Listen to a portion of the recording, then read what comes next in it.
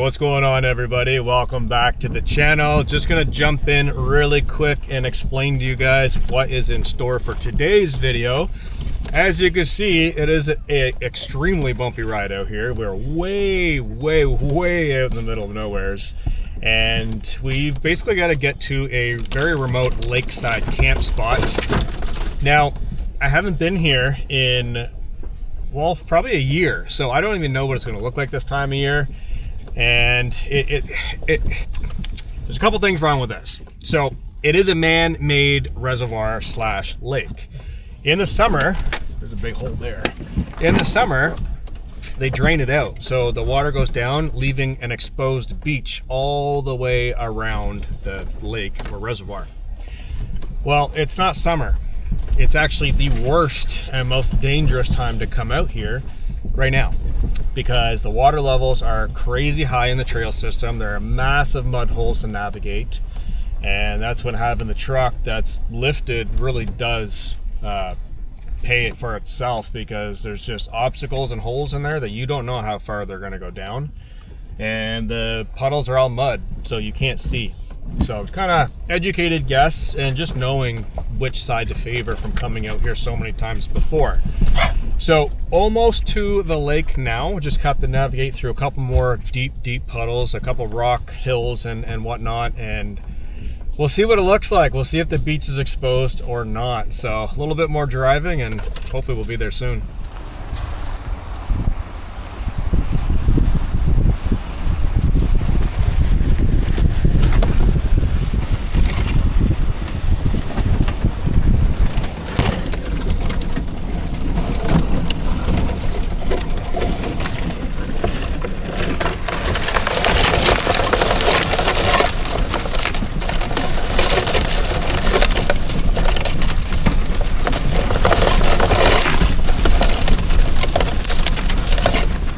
Jeez, I hope I didn't scratch my truck. That'd be terrible.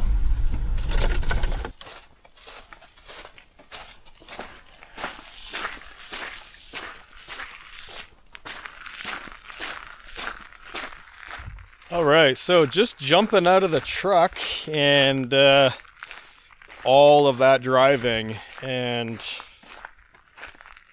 yeah, I'll just show you instead. So what you guys are looking at is a buried road. The water has not been taken out of the lake yet, unfortunately, and there's absolutely no way to camp out here. So sometimes that's just the gamble, and it's just not ready. So you guys can see the outline of the road, and it goes all the way out to those fallen trees right over there, those birches, and then it goes through the forest. Well, about, I don't know, 200 feet of this is exposed sand. Beautiful beach all the way around the lake in the summertime. So, unfortunately, it's just not ready yet. So what does that mean? Well, that means that we most certainly did drive over an hour through the woods, traversing rocks and mud holes and all kinds of interesting things, just to make it out here to have to turn around. Now, right where I am standing is a very makeshift camp spot with a fire pit. And it does have quite a beautiful view of the lake, actually. I could stay here, or I could continue back down the road to a lake that is nearby that's a little bit more suitable. I just don't think this right here will work. So it does have a fire pit right on the edge of the lake, and this is the view from up here. Now, like I said, if you look from this point here and go out to that little black bobber thing out there, all of that is exposed sand in the summertime. The entire area is still flooded massively. Alright, so standing here and looking towards the trail, we've got this fire pit here. The ground isn't terrible here, but it really doesn't allow for a whole lot.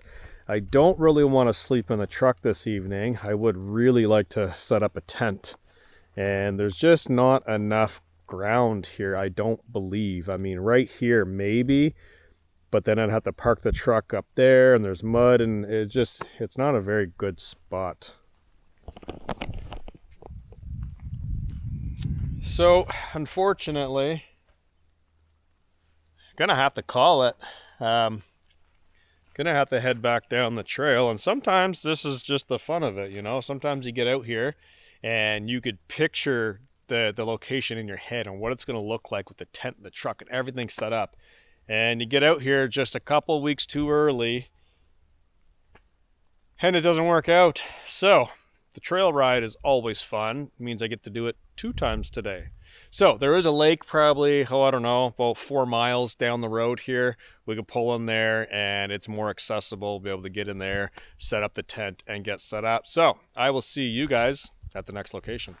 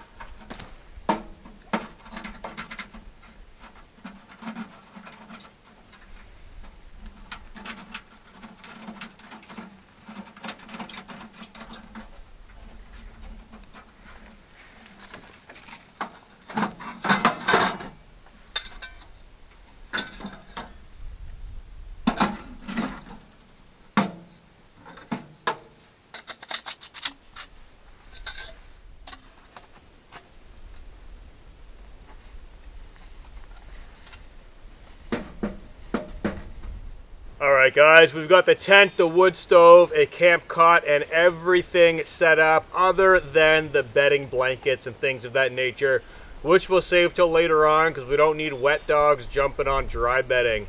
So, on the way in here, I did know that it was going to rain and be wet, obviously the forecast.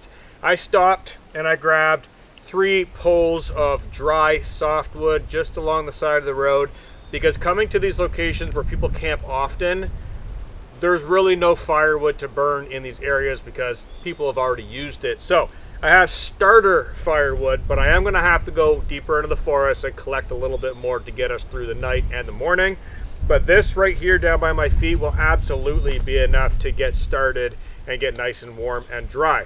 Before we start getting to work, I would like to start on a hot coffee. So let's get a few things out of the truck, work here on the tailgate for now as it's not really raining.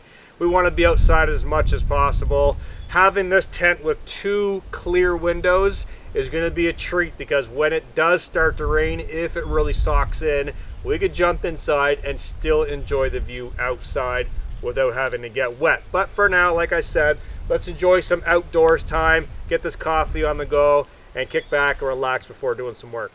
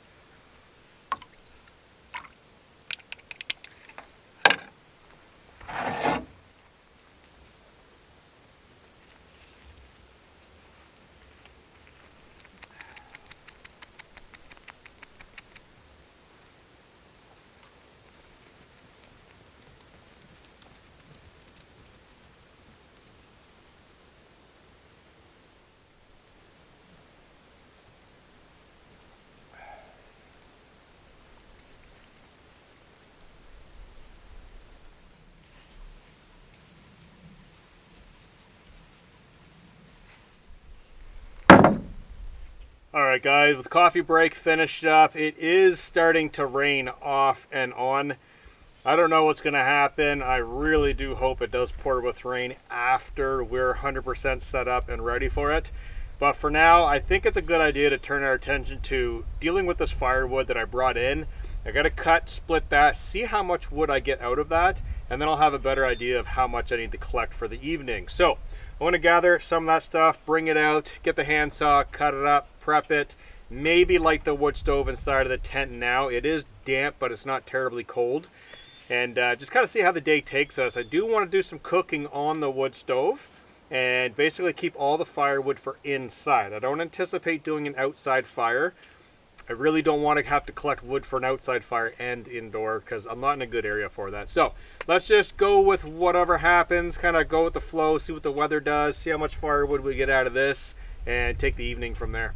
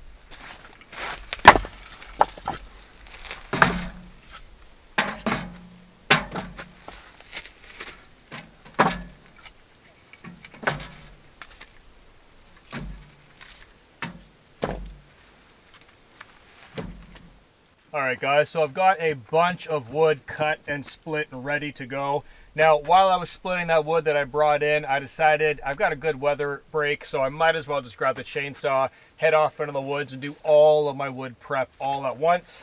And I'm glad I did, because I got really lucky with a really nice dry piece of pine. And somebody's happy, because I think he knows we're going to light the stove now. So we've got loads of firewood. Here, take your toy. Do you want that? Good boy. All right. We have -1 piece of firewood now.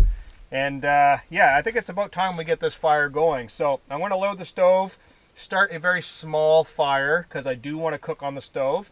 And I do want to make sure I have enough wood for overnight and in the morning. So we don't need it for heat right now. We are going to need it for heat later on because it is going to get cooler. It's going to get damp and wet. So this will help dry everything out as well. So let's get this fire sparked up and start cooking.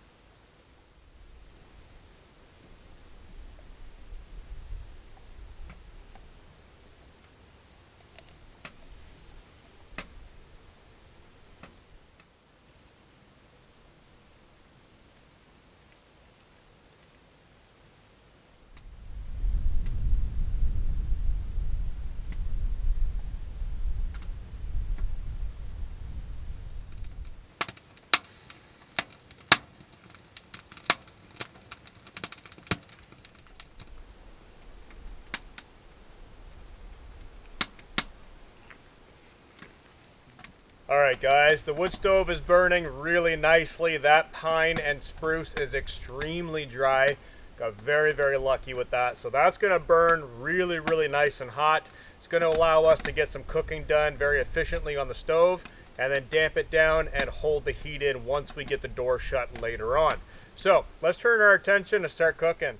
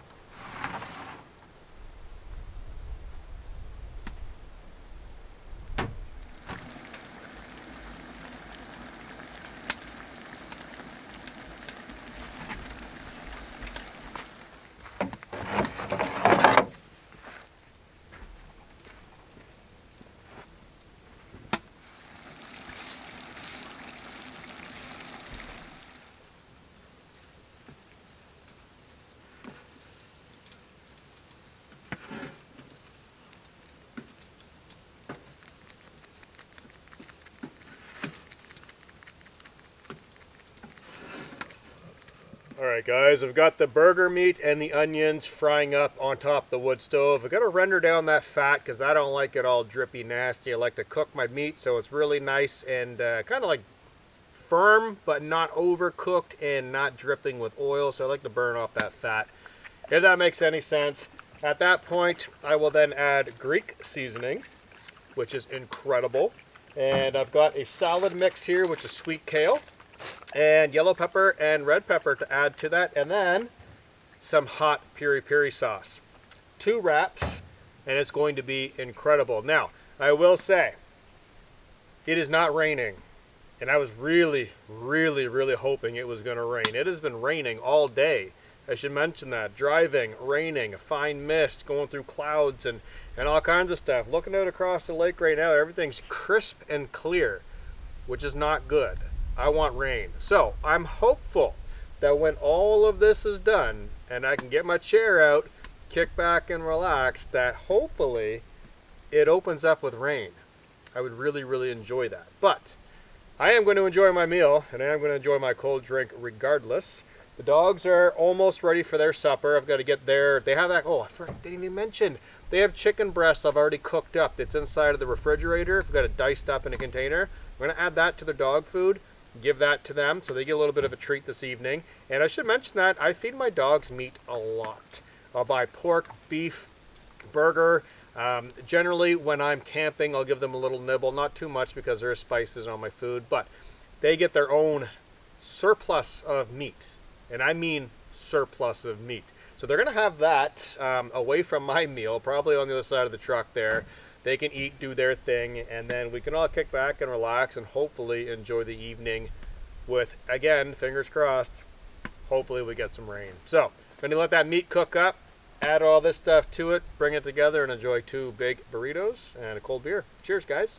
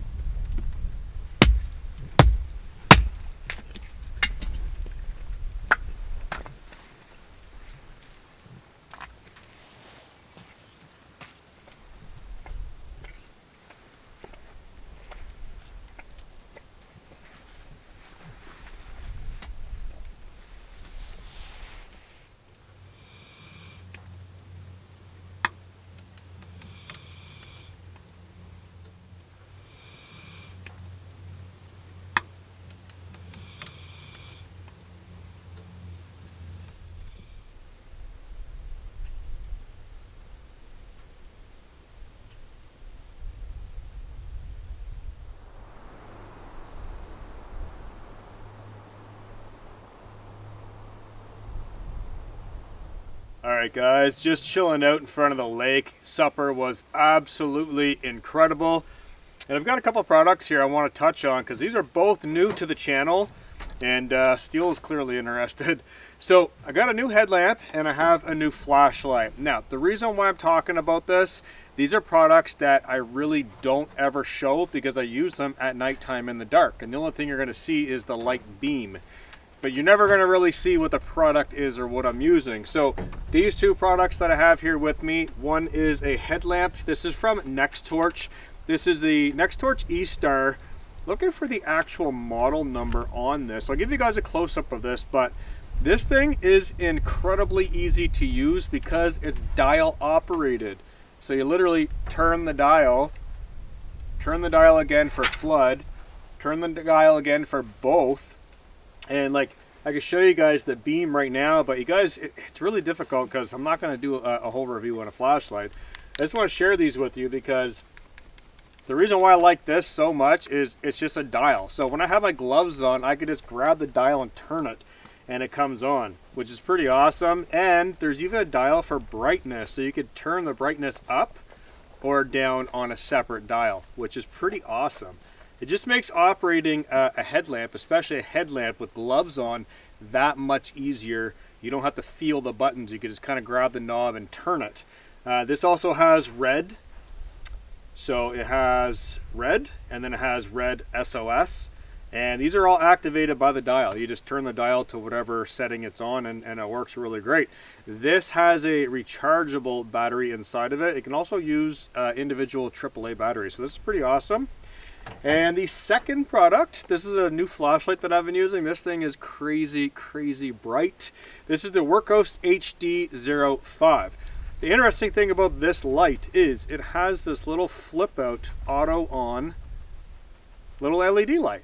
And you can change the brightness by holding in the power button to make it go dim like that, or very, very, very bright. It does have a magnet, very strong magnetic mount.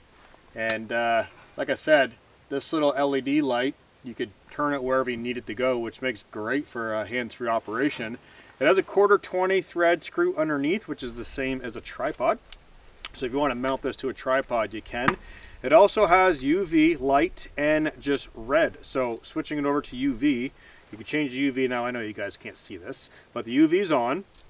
We go to red, you guys can probably see that. And you can change the brightness on this by holding the power button, or regular white. This is crazy, crazy bright.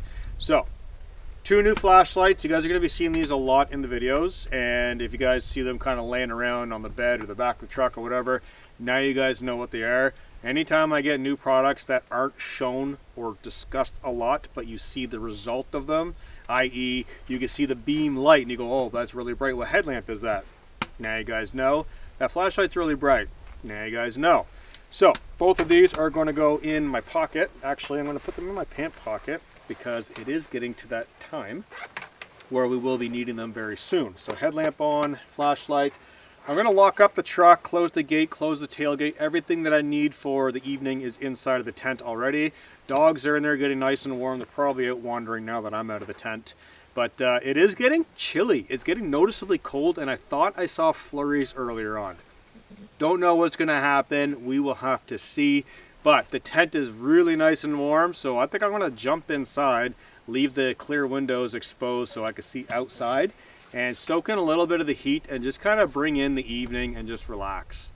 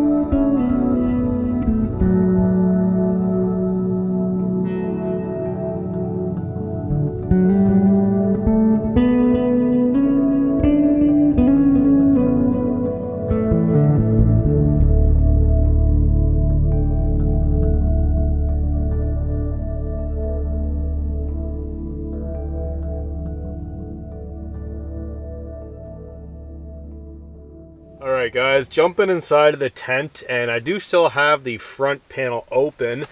This is the clear window that you guys are looking at, so that side's shut.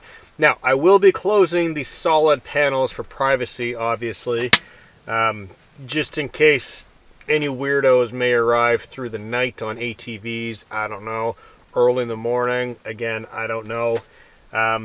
It's just peace of mind. I don't know, I guess I'm the weirdo. But it is really, really warm in here with the window wide open. I will say it's actually building a lot of heat, which is not surprising. This stove does kick out a ton of heat, and the bonus with this is it is pure titanium. So tomorrow when it comes time to break down camp, that stove cools down within 5 to 10 minutes of being dumped out. Very, very fast pack up, and I don't have to fold it. It's already ready to go. So that is easy. This cot is beautiful. It has absolutely a ton of room on top of it. And I figured I would treat myself to my Artemis sleeping pad. Now, you guys see me use this a couple videos back in the hot tent. And we're on the side of the beach. Freezing cold, wind, rain, snow.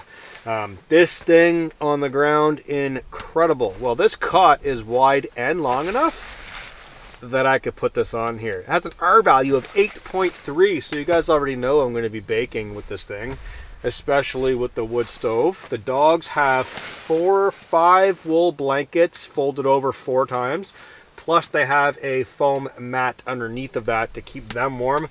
They're going to be plenty warm. I'm going to be plenty warm. And yeah, very, very comfortable in here. So I also have my down bag, which is behind the bed, where Boomer's curled up on top of it right now. I'm going to be using the Nortent Ling, the -5, not the -20 Celsius.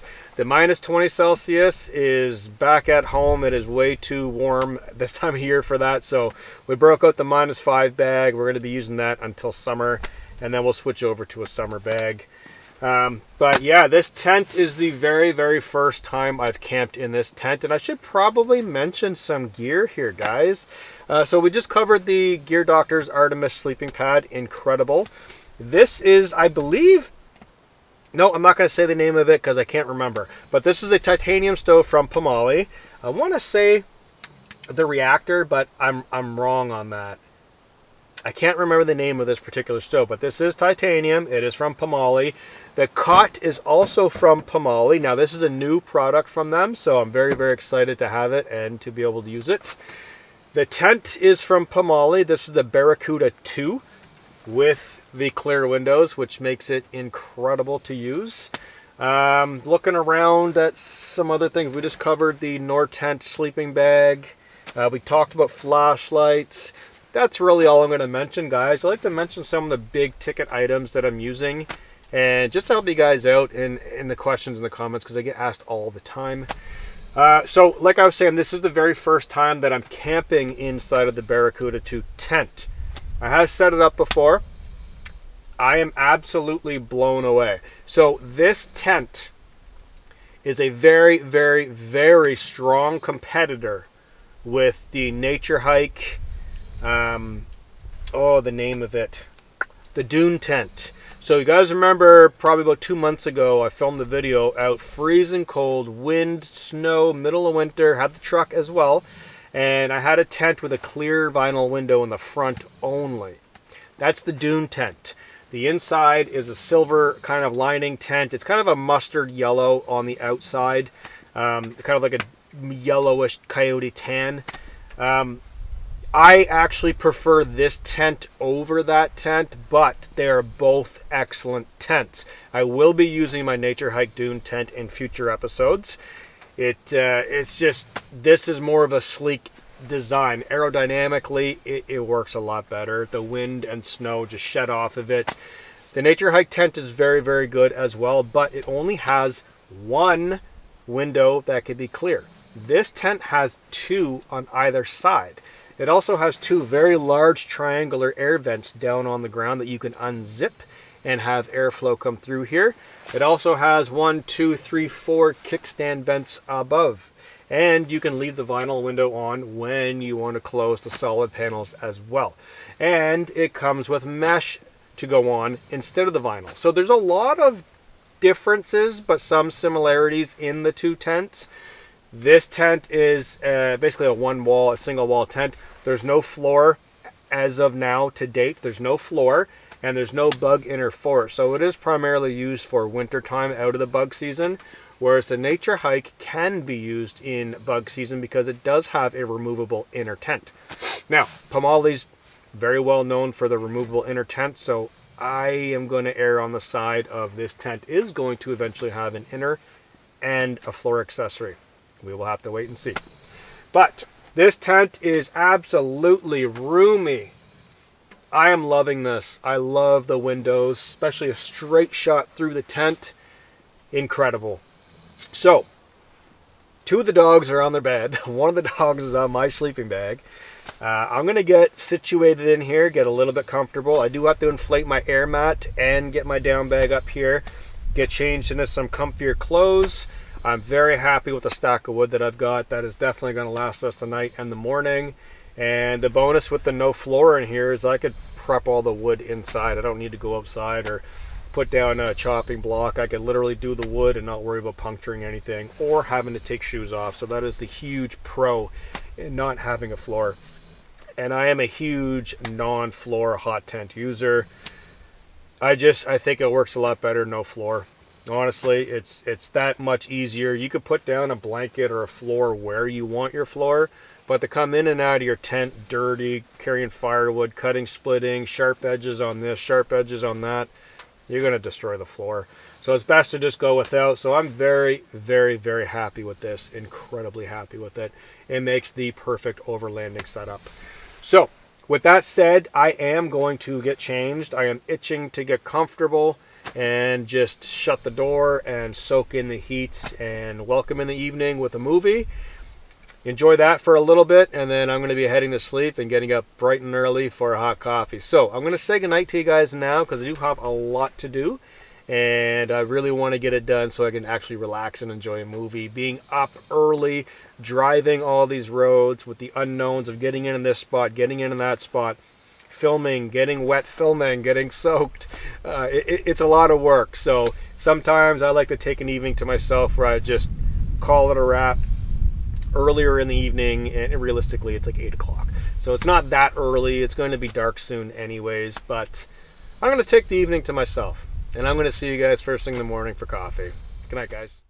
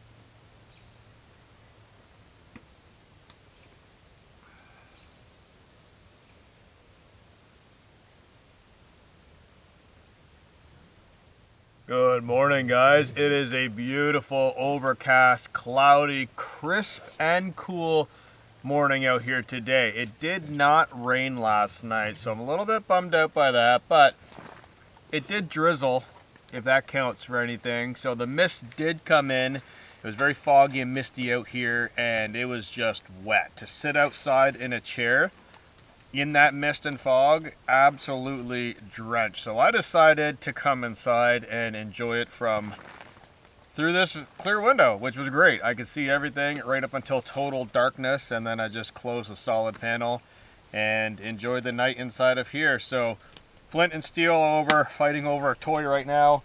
Boomer's behind me sleeping, just starting to wake up, and I've got my cup of hot coffee on the go. So you know we're gonna have a good time today.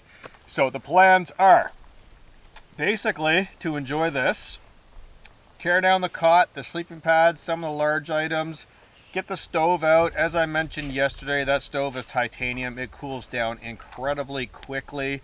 Just gonna dump out the ashes and then open up the door, and that'll cool down within 5 to 10 minutes, no problem. And then I can touch it with my bare hands, load it in the truck, and do all that fun stuff. And then lastly is gonna be the tent. Get that tore down. As you guys can see though, there's a ton of firewood left over. It got so hot in here last night with that stove in this tent in this temperature. I should mention last night got down to 4 degrees Celsius, so not terribly cold, but that stove got incredibly, really, whoa, that was close there, bud. Your cinder block got in the way and almost knocked my coffee over. It got so warm in here last night. Unbelievable. I had to unzip the door at one point in time. These guys were passed out, bellies up, just loving it. And I was not even in my sleeping bag, and I was very warm. So, very happy with this. Nice and dry and cozy. The tent was glowing from the flickering flames in the wood stove, which is always incredible. And all in all, I had a really great time. So, I'm going to enjoy my coffee. And I'm not going to bore you guys with the pack up. This will likely be the last video in this overland series. It started out on the ocean, crashing waves, freezing cold. Again to another location with unexpected snow, and continue on even with the failure of the diesel heater. Did not slow us down. Did a little bit of a regroup, replan, and back out that night and had a fun time. And then here we are again tonight. So, oh, hello, mister. Come on up. And, well, now it is time to basically get packed up and go home and edit the video and get it out to you guys so you guys can enjoy it. We will be back hiking, doing a little bit more hiking videos, because after doing so many glamping, overland, truck camping videos, I do get really excited to get back out there with minimal gear. And I think that's going to be the tone for the next video. We'll have to wait and see what happens. But thank you guys very much for joining me on this. If you guys have any questions or comments, drop them down below. Cheers. I'm going to enjoy this. I'm going to enjoy that. And I'm going to enjoy all this. I'm going to pack up and get out of here. Cheers, guys.